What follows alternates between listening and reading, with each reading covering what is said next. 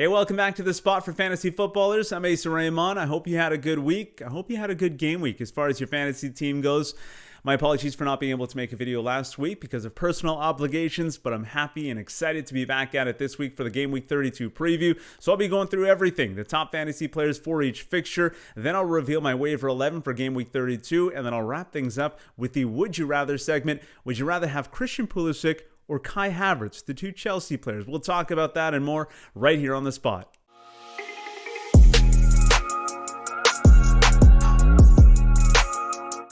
And a reminder to subscribe to the channel if you haven't done so already, and ding the bell so you're notified every time I drop new content. It is the spot for fantasy footballers, especially those in fantasy draft leagues. All right, we'll get to the waiver 11 in a moment, and that is a team comprised of players available on waivers in one of my draft leagues. That's a lot of fun, so make sure you stick around for that. Before we get to that, though, let's get to the fixture preview portion of today's video, and that's where I look at the top fantasy players from each of the upcoming fixtures, and I use a 4-game average as a metric for determining the player's form heading into these matches. So let's get right into it. We'll start with Everton taking on Tottenham. James Rodriguez averaging 3.5 points in his last 4. Back-to-back starts for him and a goal in his previous 2 matches. Lucas Digne has 8 assists this season. Harry Kane averaging 6 points in his last 4, 3 goals in his last 3 matches. And Lucas Mora, the other consistent player for Tottenham recently, 5.25 in his last 4 matches, 3 assists in those games as well. Jacob Murphy, an unlikely fantasy producer for Newcastle. He's averaging 4.75 in his last 4. And then the one you expect to produce for Newcastle, Saint-Maximin, coming off the bench in recent weeks, averaging 3.25. And he got a goal and an assist coming off the bench in that last match.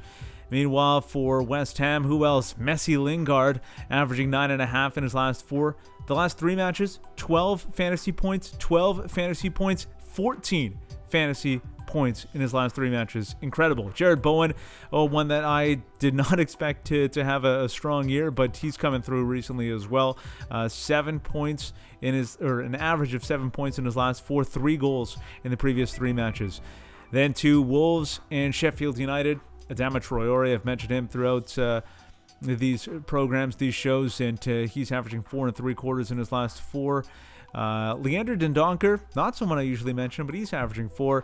And then Ben Osborne, averaging 3 in his last 4. And John Fleck, the one that I usually mention for Sheffield United, averaging just 1.75. Never really any great options for Sheffield United players. And then to Arsenal and Fulham, Alexandre Lacazette, averaging 8.5 in his last 4. And this might be news to some people, might be surprising to some. 13 goals for Lacazette this season.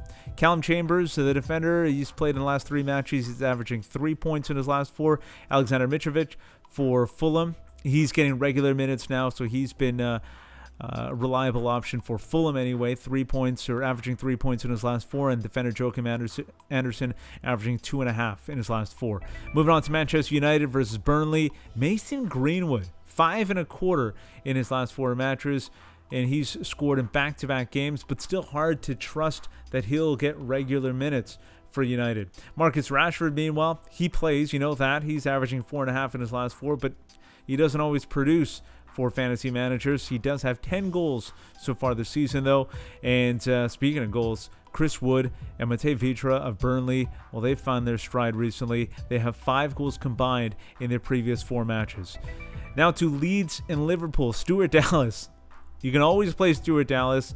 They don't usually get a clean sheet, that is, for Leeds, but he does contribute offensively. He's averaging 6.75 in his last 4. Jack Harrison, strong option as well, 5.75 in his last 4. And then Trent Alexander-Arnold finally coming through for fantasy managers, 8.25 in his last 4. Diogo Jota has been productive as well, 5.75 in his last 4. Now to Chelsea versus Brighton. Christian Pulisic averaging 6.25. It looks like Thomas Tuchel is trusting him again. So Pulisic, a great option there as far as attacking players go. And Mason Mount, the most consistent Chelsea player since Tuchel's taken over, 4 points, averaging 4 points in his last 4. For Brighton, Leandro Trossard has been really good recently. 7.25 in his last 4 matches. Joel Veltman, the defender, 4.75 in the last 4. Tottenham versus Southampton. This is the second match of the game week for Tottenham. Tanguy Ndombele averaging 3.5. Son Heung-min averaging 2.25, but just coming back from injury, so expect to see more production from Son. And Nathan Redmond for Southampton averaging 4.5. Danny Ings, good for a goal. We'll see if he gets one this week. 3.25 in his last 4.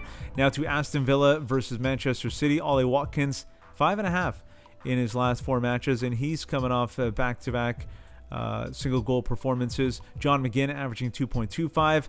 And then someone from Manchester City we haven't really mentioned much so far this season, Benjamin Mendy. He's averaging 6 points in his last 4.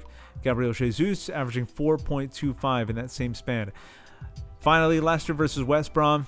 Who else? The man, Kelechi Iheanacho, hottest fantasy player in recent weeks, averaging 10.25 in his last 4.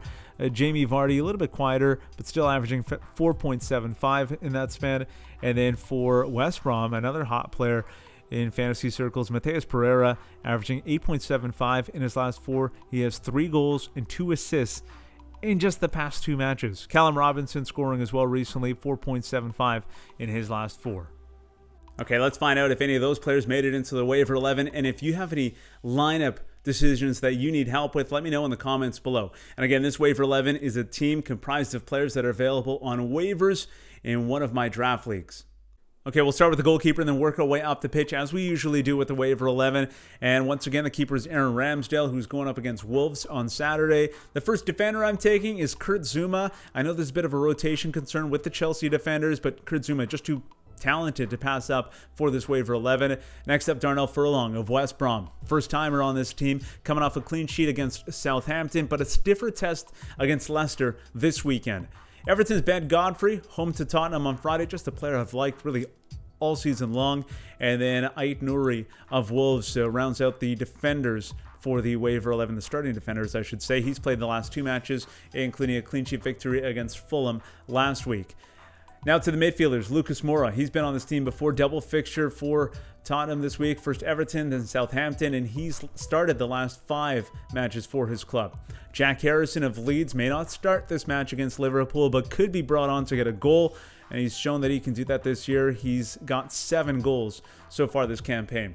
Newcastle's Alan St-Maximin, another player who may not start, but he's provided enough of a spark off the bench for Newcastle this year. He's their best attacking option, whether he starts or comes off the bench. He's usually good for an assist or a goal. He's just been that productive so far this year. Nicola Pepe of Arsenal has 5 goals and 3 assists for his team this season. And then up to the forwards, Callum Robinson. Again, a tough test against Leicester, but he's got 3 goals in 2 games, so they've been red hot. And finally, the last starting player for the waiver 11, Alexander Mitchevich of Fulham. He's been a regular starter for Fulham. They've been dipping a little bit in production, but he could be good for a goal this week. And finally, to the bench we go. Robert Sanchez, the keeper for Brighton, going up against Chelsea, so a tough test there. And then Willian Jose, Rob Holding, and Tanguy Ndombele round out the waiver 11. All right, let's get to the would you rather scenarios now, and I'll quickly get through it. Just 3 of them. 3 pretty tough ones, if you ask me, though. Starting with Mohamed Salah or Jesse Lingard. Would you rather have Mo Salah or Jesse Lingard? I gotta go with Messi Lingard. Mentioned him earlier, and he's just been on fire recently. 12, 12, and 14 in his last 3 matches, fantasy points-wise. Mo Salah has scored in his last 2 matches, but yeah, Lingard just unstoppable right now. Hard to steer away from him.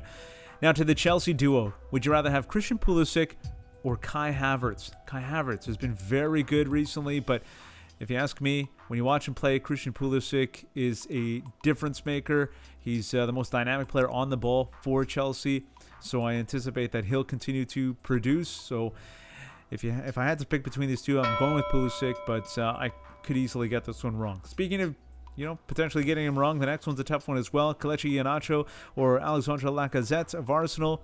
And Iheanacho, no one hotter than him in recent weeks fantasy-wise, but Lacazette has been very strong consistently as well throughout this season. He has 13 goals on the campaign, and he scored 4 in his previous 4, so I expect him to keep things rolling this week. So I'm going to go with Lacazette, but won't be surprised if Iheanacho produces some big fantasy points once again.